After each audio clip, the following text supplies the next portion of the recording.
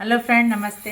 मैं आप सभी के बीच में सीमा उपाध्याय एक विवाह का गीत लेकर के आई हूँ। ये हमारी भाभी जी हैं, चंडी दुबे जी। ये बहुत ही पुराना गीत आप लोगों के सामने लेकर के आई हैं। आप लोग बहुत ढेर सारा प्यार और दुलार दीजिएगा। शुरू करिए भाभी।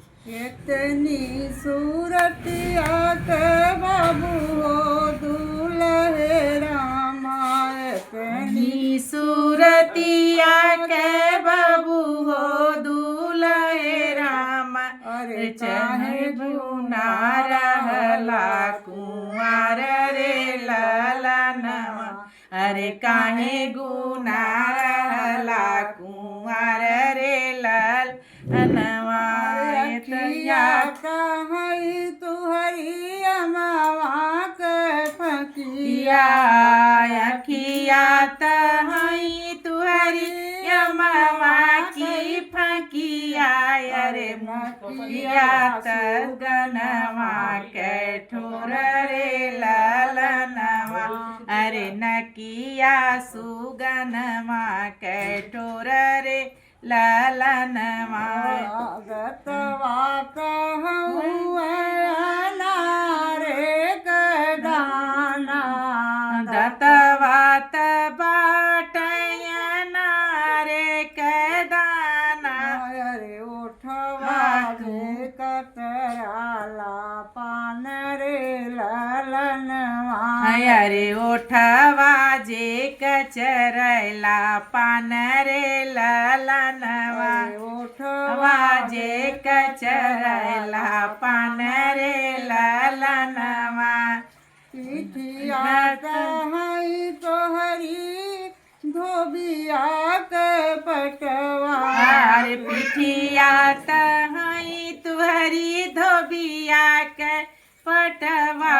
रे पेटवा पूरनी ढोली पान रे ललनवा। मायर पेटवा पूरनी ढोली पान रे ललनवा।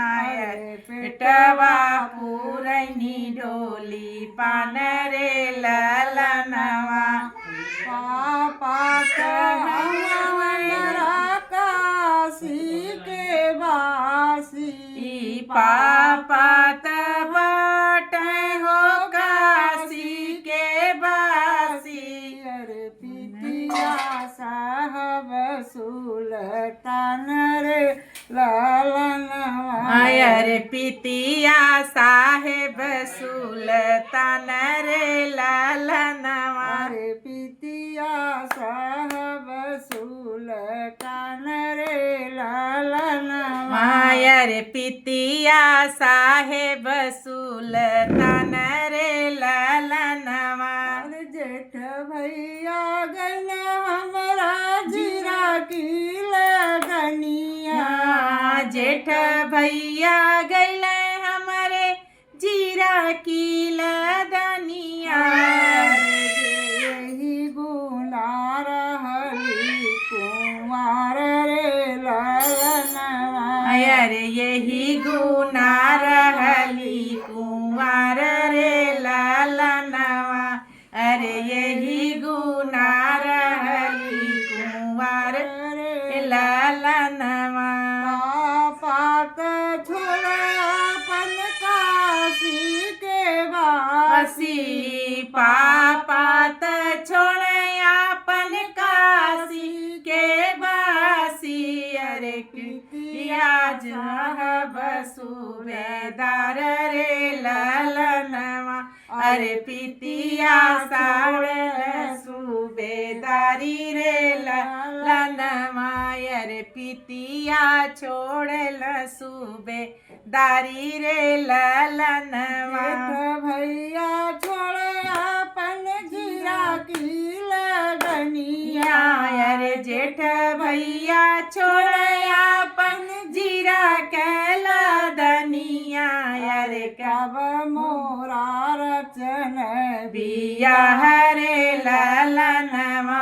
अरे तब मोरा रचल बिया हरे ललनवा। अरे तब मोरा रचल बिया हरे ललनवा। अरे तब मोरा मोरा रचल बिया रे